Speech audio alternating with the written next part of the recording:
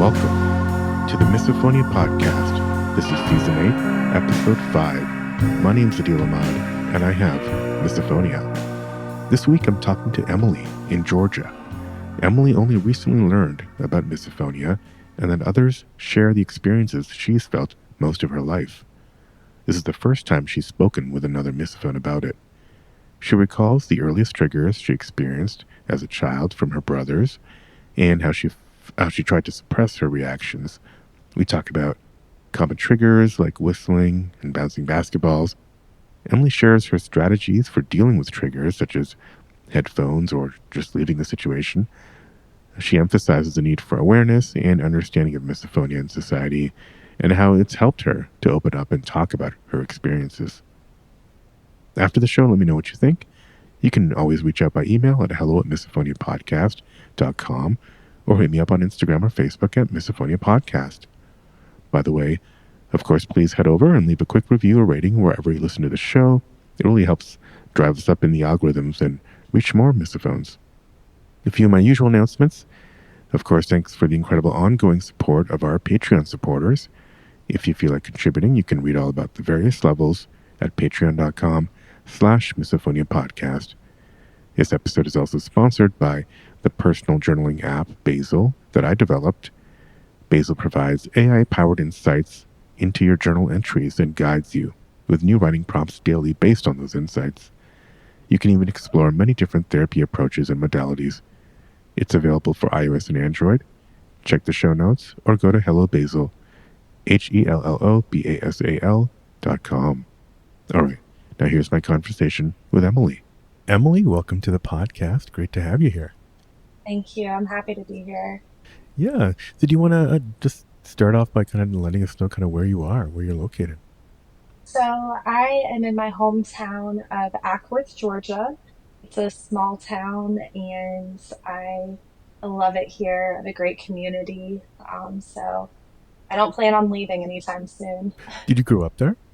Yes, I did. I'm close to all of my family and I live in the downtown area, so Okay. I'm still close to everyone and it's really Yeah. nice. Cool. Well, yeah, so, we were just talking a little bit before, and you just found out, you just found out about the podcast a couple of weeks ago, and it sounds like just a couple of years ago, you realized it had a name. I guess maybe do you want to kind of rewind as to kind of how this started for you when you started to notice misophonia? Yes, so it goes back as far as I can remember. I can remember being young, probably around 8 or 9, and I understand that that's where it starts for a lot of people. A lot of people, yeah. And I can remember the earliest trigger that I had. I ignored it. I tried to suppress it for several years, and then I think one day I snapped, and it was one of my brothers was just going to town on a cup of ice, and I just remember walking over, not saying a word, and grabbing the cup from them and pouring it down the sink and just walking out of the room. Mm-hmm. But I felt very vulnerable if anyone knew that I was bothered. So I tried to stay quiet about it. I didn't want to talk about it because I assumed that I was the only one who felt that way and that no one else would really understand why I react that way. Was it And was it the ice chewing for a couple of years, you said, that was yeah, bothering you? a Yeah. couple of years, and I just held it in because I thought they're going to think I'm crazy. And I also noticed that nobody else was bothered by it in the same Mm. way that I was. So that was an early memory for me. And then it got to the point where, and even now to this day, if I hear someone with just a cup of ice, Mm. like if they shake it, Yeah. that little bit of noise, it triggers because I know the next sound I'm going to hear. Yeah. So that was an early one. Also, I can remember going to the movie theaters with my family, and that was extremely difficult. And I couldn't understand why. And at that point, it was the auditory and the visual Right. all Musikinesia. together. Mm-hmm. And being in a movie theater, as a kid with your family, you can't really just get up and go Mm-hmm. and wait in the lobby. I wish I could have, but I couldn't. And so that's when I kind of started to notice that, oh, it expands to more than just a cup of ice. Right.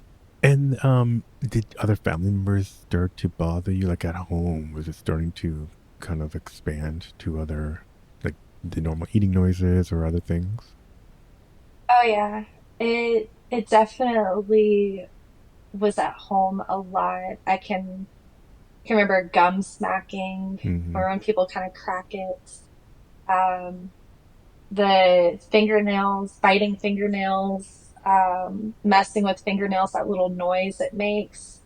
And that also to the point that even if I saw someone kind of move their fingers a certain way, Yeah. the visual of that I couldn't stand because my brain was anticipating the sound I was about to hear. Mm-hmm. Mm-hmm. And it feels absolutely insane. Yeah. Yeah. How were you reacting? Like you can't um you know dumping fingernails down the sink. Were you just kind of lashing out at all or leaving the room? Most of the time, I will leave the room. I have found that that is the best solution. Yeah. Because if I can just remove myself from it instead of snapping on someone. Now, there were moments, with my own mother who I absolutely adore, where I would snap on her because it's like, stop doing that, please. Mm-hmm. What did And she at say? this Yeah. She, to be honest, because it was several years ago, she kind of laughed at it a little bit. We kind of poke fun. And I don't think that we fully understood that this is actually a condition that I can't control. And I'm Mm-hmm. not trying to be rude. So I have learned that over the years, even with my brothers and my ice, they're very respectful now. And I found that that really helps is just to have a conversation with someone to say, hey, I have sensitivities and what you're doing is really bothering me. I'm so sorry. And it's helped a lot. I work in an office and we have cubicles, and somebody was clicking their pen the other day. And I knew that they didn't know they were doing it. It was just like a subconscious thing. And I just sent them a message. I said, hey, I have sensitivities. And you doing that with a pin is really distracting me. And immediately they said, I am so sorry. I'll stop. And I said, thank you so much. I really appreciate that. So that's something I found is that knowing that it's a condition that other people struggle with, that it's best to be open and talk about it. And people respect that. And I've learned that they respond well to it. So that's been a big Yes. help for me. Yeah, sounds like you've been communicating it in a very reasonable way, and that kind of covers a lot of the bases, just kind of framing it as a sensitivity and also just saying, kind of apologizing, realizing that it's, the other person is not doing anything wrong. We realize it's a problem with us. Um, Right. because I think if it's not framed the right way, it usually gets interpreted as we are blaming them for something or telling them we're doing something wrong. Oh, sorry, telling them they're doing something wrong, Right. which never goes well. No, it doesn't. So I've tried to be very careful in how I approach it, Mm-hmm. just to say, hey, and people I'm close to and I feel comfortable being vulnerable with, I will talk to them and say, hey, this is a condition called misophonia. Mm-hmm. I myself am learning a lot about it right now, but it's eye opening for me to learn that a condition that I've had the majority of my life is a real thing and other people struggle with it. And I've had some pretty good reception from that. I talked to my grandma, who I'm very, very close to, and she had no idea, but she was so understanding. I talked to a coworker, and the way that they just looked at me, made eye contact, and I felt very heard. I felt very seen, and I felt that it was okay to talk about and to let someone know. Mm-hmm. because then they kind of know how to treat me. And in turn, they said, it's funny, Emily. I've noticed you at work, and they've observed me to see the certain things that trigger me. Yeah. And like for example, we were sitting in a training class, and there was someone's computer just kept beeping. No one else heard it, but I just said, "Hey, Yeah. Yeah. can we please figure out where the beeping's coming from and make it stop?" Right. Right. And that, or they were doing a presentation and the entire screen was highlighted unnecessarily. So again, I raised my hand. I just said, "Hey, can we unhighlight the screen?" Yeah. A bit of a And visual.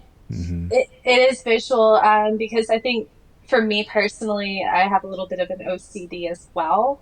So Mm-hmm. that combined with the misophonia, it makes for, you know, complicated view on things sometimes. So Yeah. Have you ever seen a professional tried to go in to see a therapist or anything about misophonia or one of the kind of overlapping comorbidities that we often have? I have not, because like I said, I am just now learning a Mm-hmm. lot about this. I found out the name a couple years ago, but Yeah. I How did you didn't find out really. about it? I can't even remember what it was. It may have just been something I saw online Mm-hmm. about being triggered easily, because it wasn't something I ever thought I should research. I just figured I'm an irritable person and I get annoyed at everything. Because I can remember being young and a family member saying to me, "You're choosing to be annoyed." And in my head, I thought, no, I'm not. I'm Mm-hmm. definitely not choosing this. I promise. Yeah. I would not choose this for myself. And in fact, if there's one thing that I could change about myself, it would be this. This would be the one thing, because it impacts more areas of your life than you realize. Right. School, work, even the gym, church. I usually have to sit in the very front row. Yep. And because, it's even if I get so distracted, and as soon as I see someone chewing gum or tapping their pen or moving their foot a certain way, Mm-hmm. that's it. I can't even focus at that point. My entire brain goes to whatever is going on over there while I'm still trying to ignore it. So it feels crazy. Yeah. And You get hijacked. yes, absolutely. So being in big group settings where I know I can't just get up and leave Mm-hmm. is really hard for me. Um, and I do my best to stay strong, try to cope with it if I can. But, some days are really okay and some days are not great at all when it Right. comes to Right. that. What makes it what makes things kind of a not okay day is it because you know how stress exacerbates it for us or Mm. like lack of sleep. Do you notice some patterns there? I think um, it just depends on where I'm at. If I'm trying to focus, like at work, the other day I was at work and I wanted to focus, and the person behind me was going through all these videos on their phone without Oh headphones, and no. all I could hear, oh no, you know, Yeah. and it was just like video after video after video. And I looked over at a coworker and I said, I knew what the sound was, but I said, "Is there like a TV on or something? Because I hear something," Right. hoping, like in my head, hoping that that person would maybe take the hint, because Yep. I wasn't ready to confront the person about it.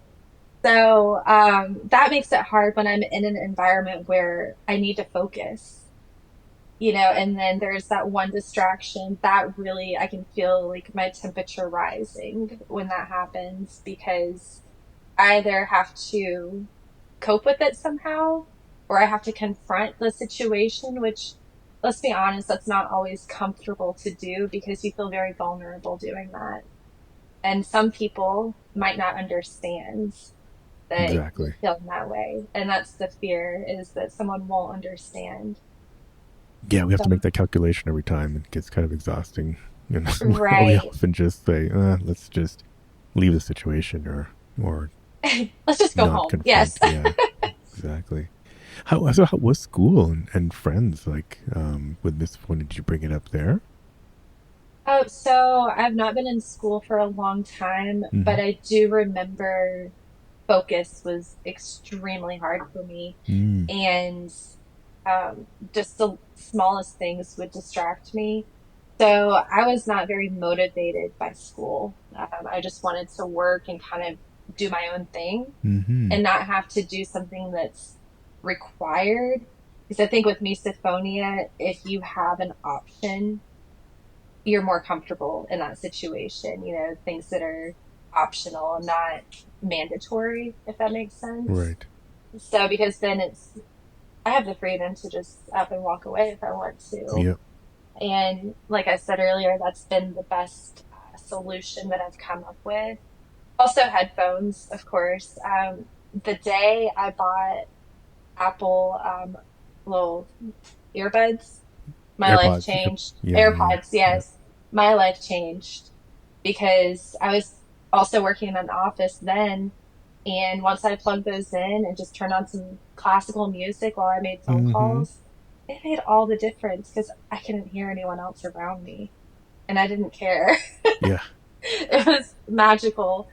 So that was a big help for me um, when it comes to like friends. I can remember before I knew I had misophonia or that it had a name. I just knew that I was annoyed by a lot of things. I can remember I had this friend who was a wonderful friend, but have mercy. This friend would do the most annoying things, could not eat with their mouth closed, was a very, very loud eater. We worked together, so anytime they came into the break room, I would leave. I wanted to hang out with my friend, but I would leave because I knew it was about to happen. Mm-hmm. And it was very difficult to be around. We're no longer friends now, but there's a part of me that's kind of okay with that because I know that if we were still friends, I would be very triggered. So Well, did most something of happen misophonia related to end? Was the friendship ended or just kind of like drifted just off? it just drifted off. Okay. Yeah. Yeah, it happens, going, adulting, going from 20s to 30s. And Mm-hmm. Mm-hmm. um, so it hasn't had a big impact on my current friendships. And I've learned how to kind of open up a little bit more as I'm learning more about the condition Yeah. to talk to people. Like I've I've talked to a couple family members one at a time, and I actually spoke with my dad recently, and I said, "Hey," and I had not talked to him about this at all. Oh, And okay. so I told him, I texted him. I said, "Hey, guess what I'm doing on Thursday?" And he said, "He's like, I have no idea." I said, "I'm I'm interviewing with this Misophonia podcast." And he said something funny. He asked me a question, and what did he say? He said, suppose for a moment that a large group of misophoniacs got together. Would they get along or would they drive each other crazy? And I was like, that's an excellent question. But my response was that I thought that they would get along because I believe that people who have the condition have a respect for others who suffer from it. That's very And true. Yep. that we would treat each other with respect and be sensitive to one another. And I don't know anyone else who has it. So that's why your podcasts and conventions, and I guess there's even support groups, Mm-hmm. sound amazing because I want to be educated. And I understand just from the age range that you have on the podcast, you have young people, you have people, who are elderly who have struggled with this their entire life. So I try to prepare myself for having this my entire life. And the more I can learn to cope with it and manage it, the better off I'll be because I don't want to push anyone away because of it. Right. Yeah, right. We've had people of all ages, and yeah, the about yeah misphones getting together. Yeah, it's surprising that people are surprised at their conventions because when it's in person, there's a bunch of us together. The amazing thing is, like you said, there is this kind of like a intrinsic respect that we have for each other, and I've told a lot of people where there's this kind of like uh, almost like spiritual feeling where we kind of feel like we've walked in each other's shoes for most of our lives because we've had so many similar experiences that we almost don't have to like Right. say too much even. um but then there's also the fact that yeah, we just kind of look out for the sound. Now there are still some people, if they have a cough and that's your trigger, then we kind of like step aside a little bit. But overall it's yeah, no, it's great. And yeah, you're right, there's support groups, and when I have coffee with other misophones, it's like I don't even think about it. And if they make a trigger, it's like um doesn't really bother me. And I partly it's probably the same reason, like usually your own kids, if you have children, won't bother you because the whatever that fear circuit is in the brain, it doesn't go off because it doesn't assign a threat to that person. So whatever the root cause of misophonia is, I do believe it's somewhat related to fear and danger. Your body actually warning you, wanting to help you, Hmm. but doing it in a way that is not obviously helpful for the for the triggers that are triggering us. Um, yeah, well, Right. long answer to your dad's your dad's question about misophones getting together. And yeah, and like you said, Yeah. as you about age, yeah, you will probably have, but there's no cure, and so yeah, we tend to have misophonia for our lifetimes. And bad news is, it seems like people pick up triggers, or it seems like it gets a little bit quote unquote worse. But you will have more, Yes.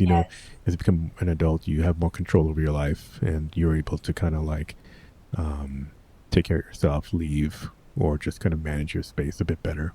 So that is a good thing. Absolutely. What you said about as you get older, it gets worse. I have learned that. I've definitely caught on to that. And because at first it was just, I noticed it was just auditory, but it's expanded to visual as well because the two are Hmm. connected. And that's been really hard because, you can't really, it's hard to block out both. It's really hard. So, Right, right. Well, that's why I say like it's hard. It's probably hardest to block sound, and that's why I think sound becomes the first trigger, is because you can kind of close your eyes, but it's like sound you can't fully right. close your ears.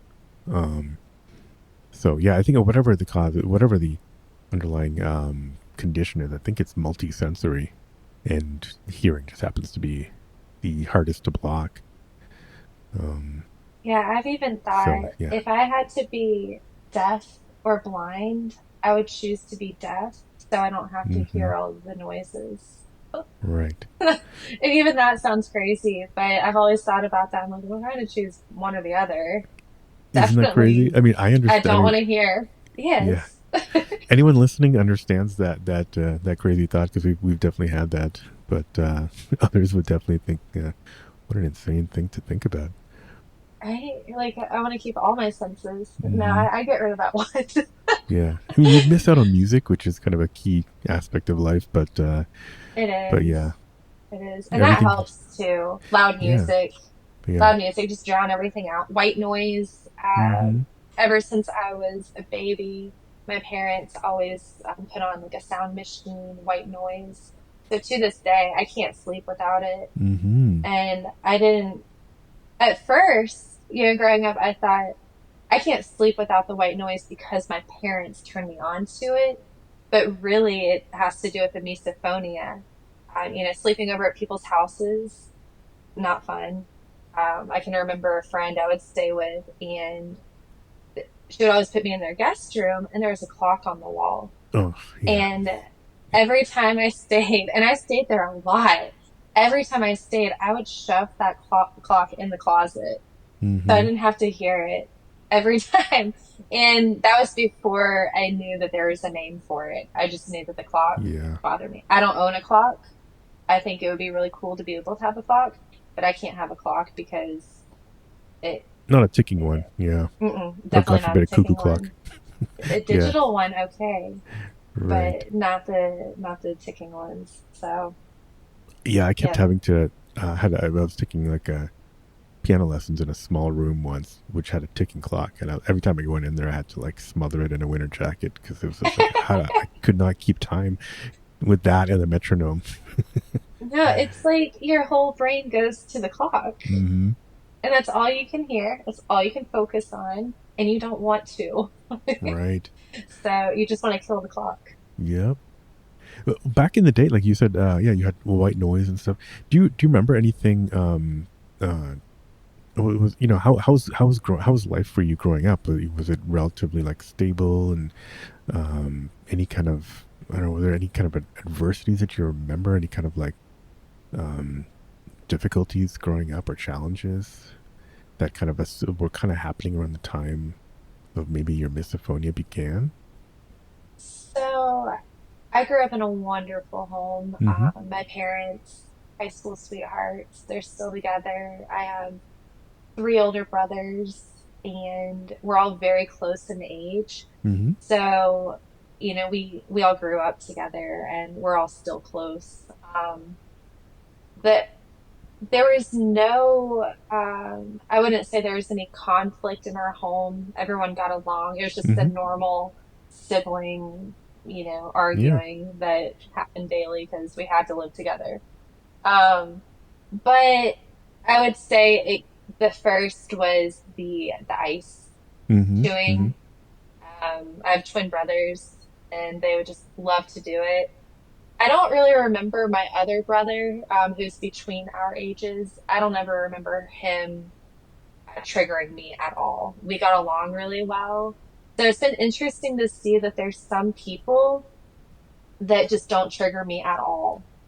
But then there's other people that could breathe wrong and I'm annoyed. So Gotcha. that's Okay. been a hard one for me to understand. Yeah. Yeah. Oh, for a lot of us. Yeah. I mean, it's very often right. It's very often the people closest to us. It's interesting that, especially if you had three brothers and all kind of around the same age, and then Mhm. some can trigger, but some can not at all. Um, Interesting that you had twin brothers. Was one of was would one of them trigger you and the other one wouldn't, doing the same thing? So no, they both would trigger me the same. Okay, so true twins. They That's the sign of a true twin.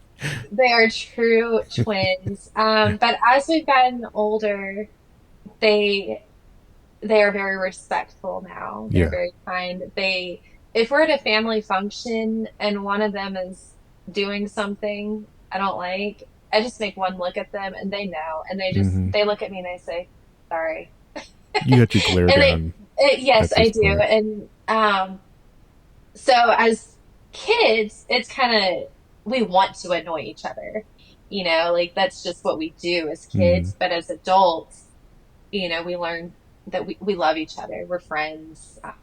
We don't want to upset each other. So I was very thankful as we got older that it shifted to, like, yes, you guys are still going to do things that annoy me, but at least we have an understanding now where we're respectful of each other. Mm-hmm. And so for that, I'm very thankful. Um, But even, I dated someone for, 4+ years, and thinking back, he never triggered me. Mm. Like there was For never, even after 4 years, so that's quite a long right. time. Yeah. It was Usually after a more, few months, something comes up. right. And he knows, he's very aware. Like we're still friends, Mm-hmm. and he's very aware of my whole condition here. And he's even tried to do things to annoy me, and I don't even notice. And I don't know how your brain makes the difference there. So, Mm-hmm. like I said, that's been a confusing bit for me. But even when he eats, I feel like I could watch this man eat all day and it wouldn't bother me, which is strange because a complete stranger, at the cafe chewing their food. I want to leave. Yeah. So that's been a weird part of it where there's some people that they they can't do anything to bother me, but then other people just breathe wrong and it's over. Yeah, that's an interesting data point because the prevailing thought is that the closer you get to someone, eventually they'll start to trigger you, or it just tends to be people close to you, as opposed Right. to obviously strangers can. But it's interesting that you have people that you'll know for years and they won't trigger you, and they're obviously you're very close to them. Right. It Um, is very strange. I mean, he would annoy me in other ways. of course, he's a man, but And yeah. yeah, he's a man. So he would annoy me in other ways. And, it was more just we were spending too much time together. We need to breathe. And Hmm. so, but it wasn't a trigger. So that one's interesting to me because I'm like, is it because I loved you so much that you just didn't bother me? But no, because I love my family. So Hmm. like, Hmm. what is it that, makes you kind of I don't get to pick and choose who annoys me or who doesn't, Right. but for whatever reason, there's certain people that just don't bother me. But other things is, being in an office, just from listening to the podcast, I know other people have struggled with cubicles. Um, Yeah. Someone was whistling the other day. That's a big one for me. I hate whistling. We do not need to whistle while we work. We really don't because it just makes me want to glare at the person and rip their vocal cords out. So, Right.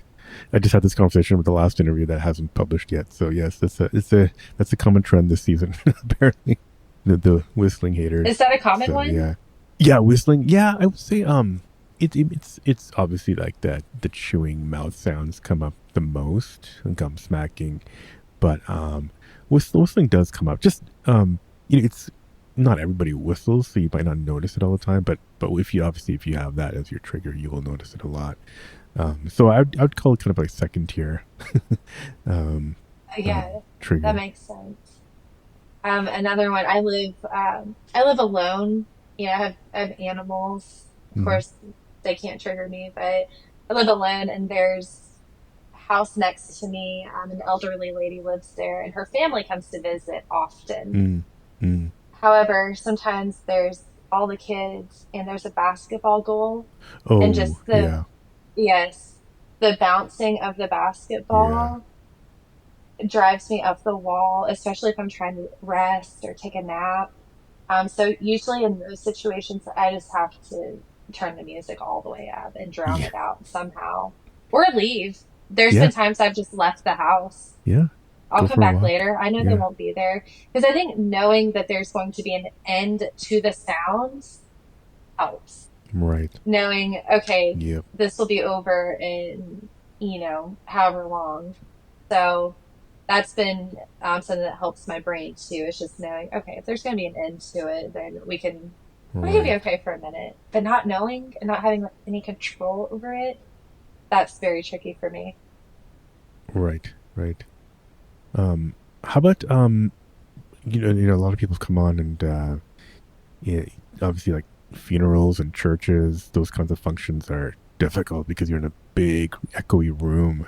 Oh. Um, how do you deal with it? I guess you just kind of sit through it, right? You can't really do that much.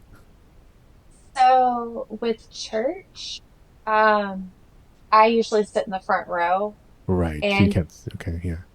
if I'm running late and the front row is taken, I struggle because I know I'm going to have to sit somewhere else next to someone who You just there's squeeze the in on the pew. potential. Right. Yes.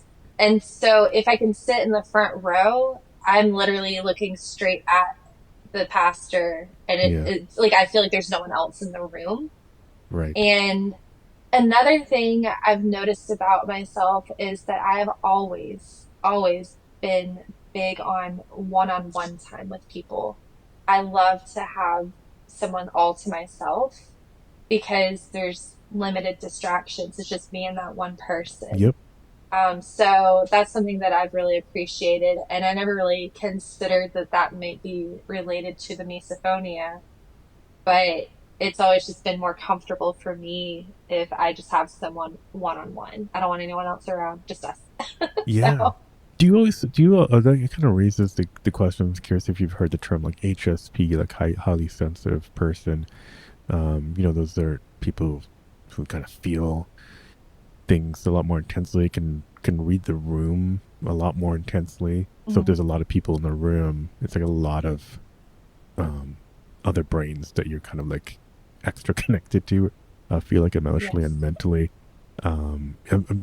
When you said like you like to be one on one, I definitely do a lot too, and I think it's partly because um, sometimes I'm too exhausted to kind of like keep up with all the temperature and the emotions of everybody in the room. Mm. Do you feel like that might be a factor too? Do you feel, I don't know if you heard the term HSP. I'm sure if you've heard enough of the podcast, it's come up, but I'm curious if you kind of, I don't know, relate to that at all. I've definitely um, thought about like hypersensitivity to things because I Mm-hmm. feel like I hear everything. I've always felt that I can hear everything. And if I walk into a room of people, I can usually get a pretty good read on like right away if someone's going to trigger me or not. Mm-hmm. Just from their body language, the way they move, the way they talk, the way they breathe, the way they move their hands. I do pay attention to that. And there's certain people that we get along great. I know that person won't trigger me, especially if they Yeah. know, especially if they know that about me. And then there's other people you can just kind of tell that, Yeah. and some of it goes back to manners. I've always said, I believe in manners. I believe that you should have manners, chew with your mouth closed, be mindful of other people. And not everybody is that way.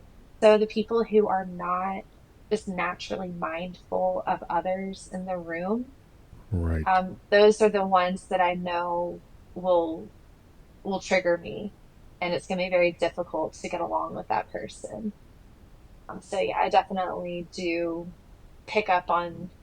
Yeah. I don't I'm know, go curious. ahead. Was manners like a big focus growing up in your house? I mean, I wouldn't say it was a big focus, but I was definitely Mm-hmm. raised with etiquette, Mm-hmm. cleanliness, and we had rules. So I had a very structured home life. So it's just something that I believe that everyone should have, if you're in public, if Mm-hmm. you're at home, wherever, because it's just a reflection of who you are. So, and with having misophonia, the things that trigger me, I have always done my best to not do those things because I realize that there are other people who have it, and I don't want anyone to feel what I feel when I'm Yeah. triggered. I wouldn't wish it on anyone, because it's a fight or flight, reaction that you get. And so that's something that I've tried to be mindful to not do those things. And it's a list. And if I do those things, you best believe I'm all by myself and I'm annoyed. I mean, I get annoyed with my own eating sometimes. So So you do self trigger a little bit. Like, is it like just annoyed, or do you actually like get into fight or flight, hearing yourself? it's more just like, I know I have to eat, so let's just go Mm. ahead and get this over with. All right, body. We got Right. to do Yeah. this. We have to do this. I don't, yeah, there's just certain things that, I think about things, before I eat them or whatever, because I'm like, oh, Mm-hmm. it's going to be this way. I don't want to Right. hear that. So I am thankful that it has taught me to be mindful of others and how they feel, especially after realizing that I am not alone in this and that there are other people who have a difficult time with it. So um, I just want to treat Yeah. other people with respect in that. Um, because not everyone's going to be comfortable talking about it. It took me a long time. It took me a very long time to talk about it. And even now, like I still feel crazy for dealing with it, but knowing I'm not alone. And, you are the first person that I've ever talked to who also has it. And Hmm. that blows my mind. I'm 32 years old and I've never met anyone else who has it. And I just don't think that there's enough awareness about it. So that's where I'm very thankful for your podcast. I don't even know how I came across it. I may have just gotten on Spotify and typed in misophonia, and there you were. I was like, the misophonia Oh, that's great. podcast, Yeah. crazy.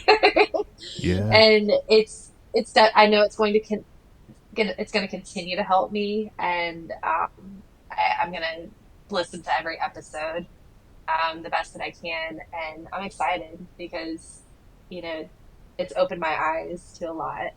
Yeah, and there's because I've had like almost 200 people now, and so there's a quite a obviously there's like ton of stuff we have in common, but then there's a lot of variation, and so you might find a lot of as you explore, you might find some things that are like really creepily similar to what you've gone through, Yeah, but then also some that you'll be like, wow, I never thought that that could happen, and it could be a productive warning, or like a helpful warning for you, in some way, or uh, to avoid certain things.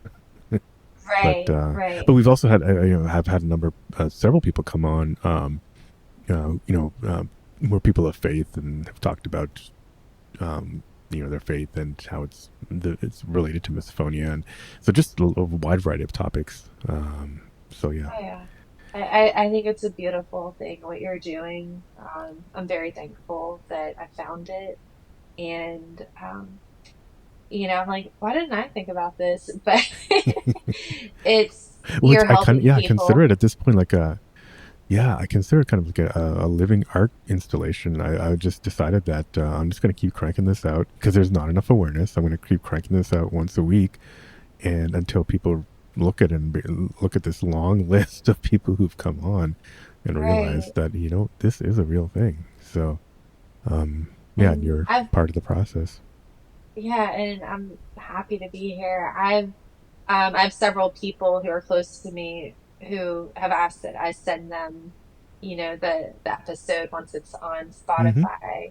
And I think it's going to be really helpful for my loved ones to hear this, because I'm talking with you as well. And to kind of hear that there's a lot of people out there who have this, and it's not just me. Because I guarantee they don't know anyone else who has it besides me. So, Yeah. because it is a very, it's either people don't talk about it or there just are a limited amount of us. And I don't know which one it is, That's right? interesting. I'm going to take a look. Yeah, I'm going to take a look back and somehow search through it, see if there's other people who've come on from Georgia. I'm sure there's we're everywhere, and so Yeah. I'm sure if you look, you'll find a community somehow. And there's obviously places online like Reddit and Facebook and whatnot that you can find people anywhere in the world. So you don't have to go to a convention, and sometimes it's just helpful to have people in your area. I'm blessed to have like some great people around me. Some are even therapists who have misophonia, and it's great to kind of just get together sometimes and talk about stuff, or just know that people are around and they're kind of like they can be kind of your phone a friend, or your lifeline.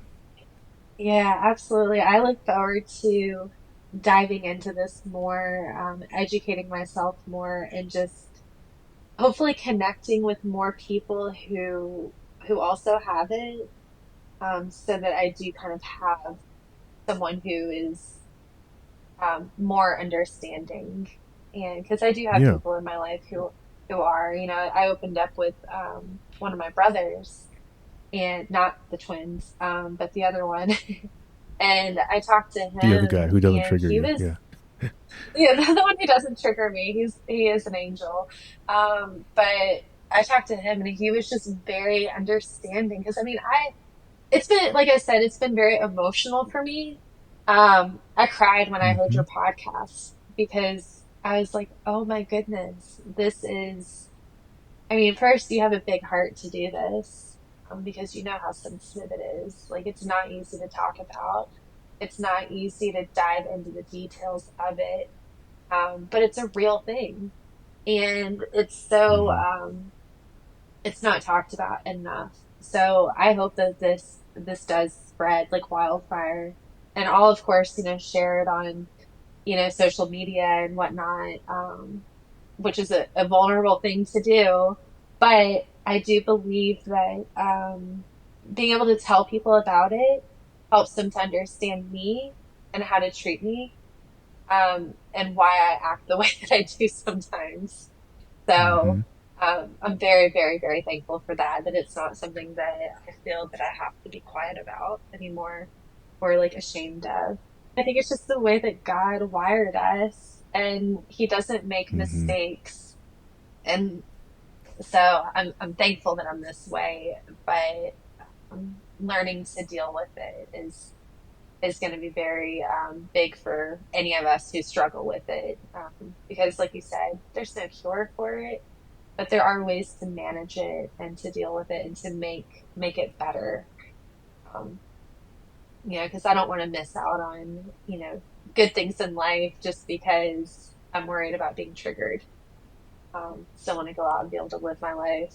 Right. I've heard the term misophonia grief be applied to that kind of like um, the feeling of losing out on experiences, especially Hmm. with loved ones and whatnot. And so, but but yeah, with more communication and understanding, there might be, for example, like meal times. If that's a big trigger for people, they try to find other ways to engage and connect and bond with their family. And so, yeah, I think just awareness Right. kind of helps people work around this condition.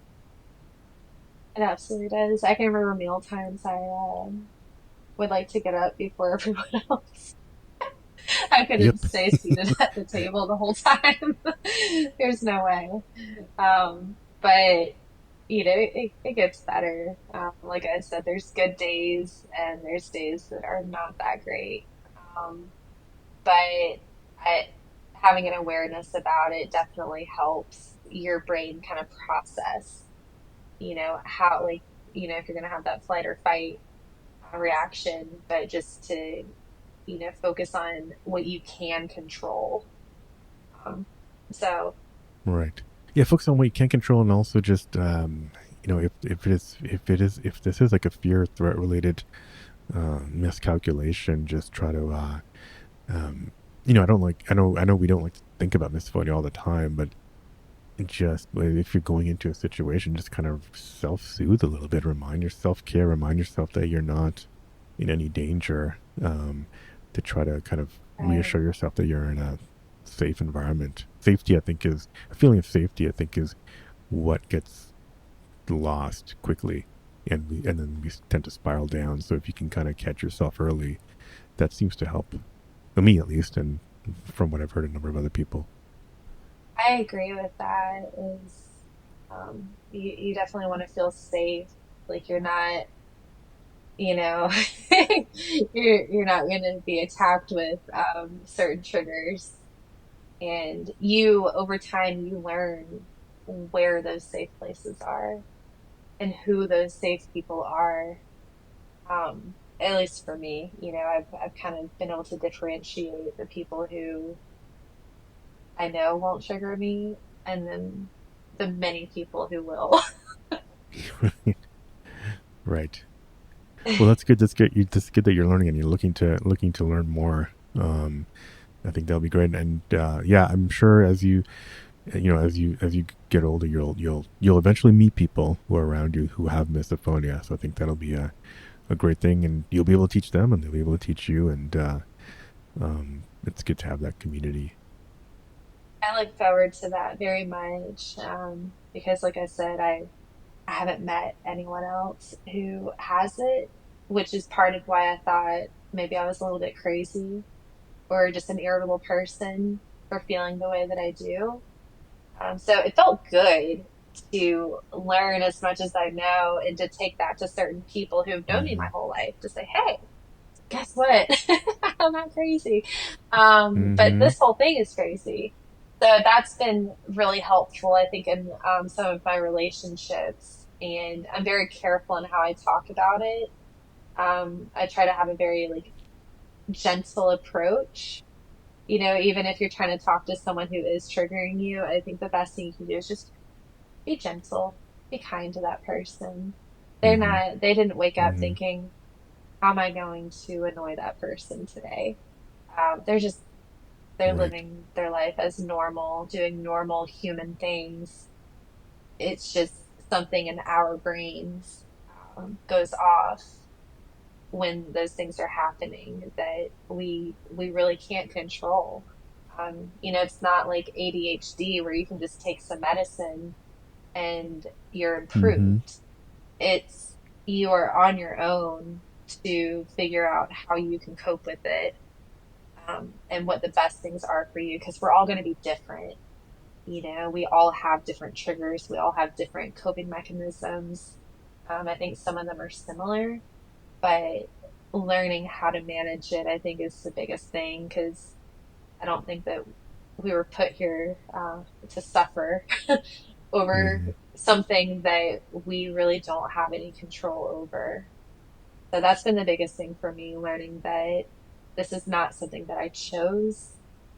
It's something that I don't I don't have any control over, but I can at least help myself. I can't turn it off. Mm-hmm. Nobody can turn it off for me, but I can, choose to be calm about it and careful in how I approach it. So that's been helpful for me. Yeah, And, like I said, people are either very respectful or, they could choose to not be. But in my experience so far, everyone's been very respectful of it and has taken me seriously, even though they might not understand what it feels like or, what it's like. But because of the relationship that we have and the love that's there, I've had a lot of love and support in that. I'm very thankful for that. that's yeah, that's a great lesson. Seems like you're well on your way of learning positive things in dealing with misophonia. And yeah, I'll say like I know it's hard. It's hard for everybody, but like trying to approach it with restraint. We're trying to approach your triggers or the people that trigger you with restraint helps because if you do snap, and we all snap, and we all have gone to the edge. Snapping, because it raises the stress level so much, can just Yes. spirals it, right? And it just takes so much longer to recover. And so I posted on social media just the idea of conservation of energy. If you can somehow convince yourself, if I mean, obviously bottling things up is not necessarily always great, but if I just not snap, think of how much easier it'll be to recover. It's hard to think about, but it's like it's easy to recover if you haven't snapped. And I'm just trying to hold on to that idea, because then I can be more productive later to go do some artwork, or do something more productive and just help me get over the trigger. So Right. I like that you're approaching it with you're trying to approach people with some some understanding and some restraint there. Yeah, I just try to have grace, for myself and Mm-hmm. for others. So because I think if you approach it wrong, like, if you snap, you're not going to get a good reaction from that person. In fact, they might do it more because they're Right. like, this person was just really rude to me. Yeah. So I try to, think about my reaction before I do it. And, when I was a little girl and I took the cup of ice and threw it down the sink, that was my first snap moment. Mm-hmm. And I didn't Mm-hmm. feel good about it. I definitely did not feel good about it. There's a small bit of me that felt, ah, I don't have to be quiet about it right now. Like they know. But then I Yeah. also felt very vulnerable because I'm like, they know. And that was a big fear for Mm-hmm. me, was that people might use it against me. Oh, we know how to annoy her, so we're going to do it. We know what her triggers are, we're going to do it. That was a huge fear for me, growing up, especially with, brothers. Um, Mm-hmm. Annoy each other for the several years, and so I definitely struggled with that. And now, of course, as adults, there's the mutual respect. I don't want to bother them, they don't Right. want to bother me. So um but yeah, I think it's big in how you approach people with it. Just to say, hey, I have sensitivities, certain things that bother me, I'm really sorry. I don't want to be rude to you or but I'm just going to politely ask, if you're able to stop doing that, that would be awesome. Thank Right. you. Versus just snapping on them. And, I think it might be kind of hard for some people to understand why you're snapping as Mm-hmm. badly as you are. So I've been thankful for that. Well, yeah, Emily, we're heading up close to an hour here. It's been yeah, it's been great. Hopefully, it's been helpful for you to actually talk about it now out loud. Um, I don't know. Yeah, this is kind of your first opportunity. Amazing. Anything else you wanted to kind of like share or ask or anything about Misophonia before we kind of wind down? Not to put you on the spot, but No, you can put me on the spot. What is for you? I want to know from yeah, you, what has been the biggest help for you with misophonia? What's been like the biggest like, yeah, ah, this really helps me. yeah. I mean, I would say some of the things that you've learned is just optionality, being able to kind of like leave the room, have kind of an escape route, and especially in situations where that's okay. But also I kind of knew that before though, before looking into misophonia deeply and doing the podcast. But I don't know. One of the things that's been most interesting to me is there's a lot of things I just learned about recently, and I'm 47. I just learned about like the nervous system and dysregulation. All these things that I sure learned about growing up. Um, but I think the reason why I didn't. I mean, I think a lot of my some of the ways I've reacted are because I didn't know about these things. I wasn't aware of how misophonia really affects my body. So I kind of now just being able to, like I said earlier, like soothe myself or talk to myself before I sit down for dinner or go into a triggering situation and try to tell myself that I'm safe. Not just about like specific sounds, but like it's a really that just it's this weird kind of primitive fear that we have that I think is what is causing this rage inside of us. It's kind of this it's almost like we're kind of like in ancient times we're going to be attacked by a tiger or something. It's that weird it's that um really raw fear that we have. So just try to talk to myself and let myself know that everything's safe and you're okay. Tends to help. And I don't know if it's just because it's almost like a meditation thing, but it does help a little. I don't always remember to do that, but yeah, it's one of the things other than the usual like headphones and leaving a situation. That's one thing that helps. And yeah, I don't know, connecting it. The other thing is just I happen to connect it, my misophonia, to growing up in an environment where sometimes I had a parent that would sometimes kind of like lose his temper, right? And so I used to really listen for that, and I feel like some of my misophonia is connected to that. So having that awareness, whether that's an actual connection or not, has kind of like helped me control myself, basically. That's awesome. So yeah, so these discoveries have helped, and it's not just helped with the misophonia; it just kind of helped me overall. And so I kind of like I don't know. I kind of thank the misophonia for leading me down this path of self discovery. Yeah, I can relate to that because I feel like I've learned a lot about myself through this. I'm just learning the way that I tick, like anyone else would, as they're getting to know me. They're learning how I Mm-hmm. tick. And, I have that coworker who was noticing. We just met, we're in a training class, and they noticed these little things about me because I opened up with them. And that's when they said, they're a very observant person, and they made all these observations.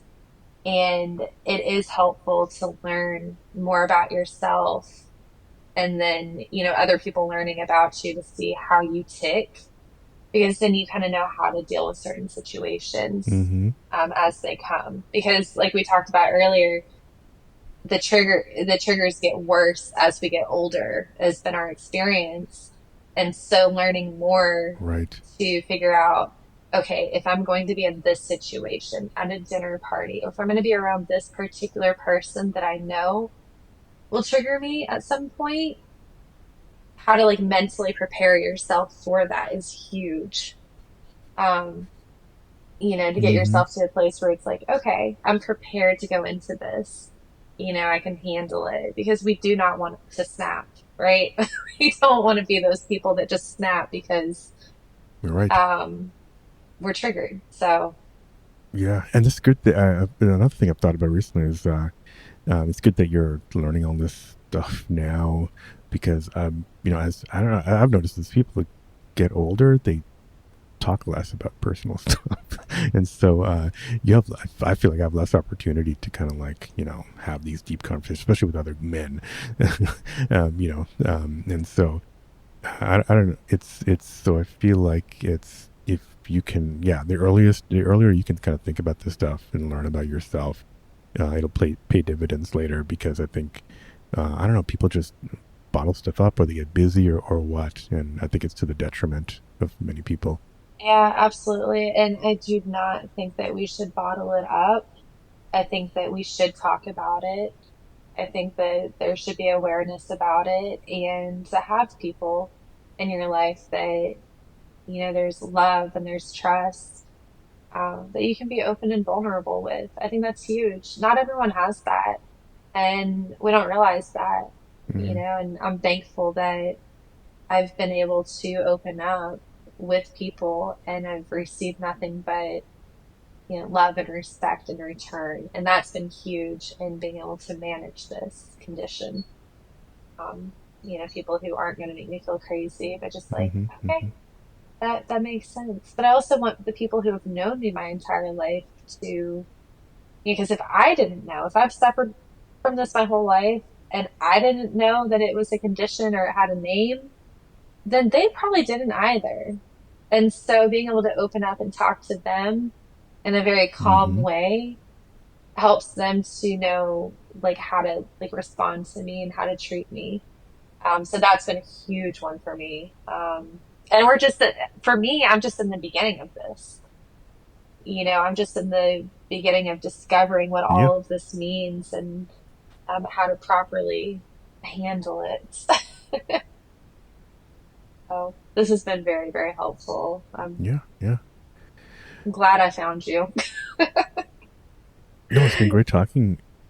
Yeah, no, it's been great talking, and obviously, you can reach out anytime to me, or if you hear somebody on the podcast that you want to connect with. Everyone who's come on has been very gracious in wanting to connect with I people. love So that. Yeah, I'm yeah, let me know, and I can, yeah, definitely going to, like I said, dive into this more so that I can connect with others. And I'm glad that, I've met you, through the phone, but I've met you and it's been very helpful for me. I mean, it has been emotional. I mean, it makes me want to cry, just like a happy relief that, mm-hmm, you didn't have to do this, but you realized that there was a lack of awareness, and you made a podcast, and you have a great voice, by the way. You have a good voice for this, like very like calm and soothing and like understanding.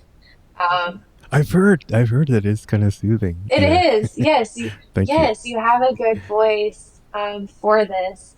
So I commend you for taking this on and doing this, from your heart, because you are helping people. It's helped me, and I've even told people about the podcast because I was so excited. I was like, y'all, there's there's a whole podcast about this, and there's endless episodes. It'll take me forever to listen to, and every time I like to go for walks when I'm at work at the office, and I will sit there, or I'll be walking and just listening to your podcast, and it's been really, really awesome. Thank you again, Emily. Great to have you in the community. If you like this episode, don't forget to leave a quick review or just hit the 5 stars wherever you listen to this podcast. You can hit me up by email at hello@misophoniapodcast.com or go to the website, misophoniapodcast.com. It's even easier just to send a message on Instagram at Misophonia Podcast, follow there, or Facebook, and on X or Twitter, it is Misophonia Show. Support the show by visiting the Patreon at patreon.com/Misophonia Podcast. The music, as always, is by Moby. And until next week, wishing you peace and quiet.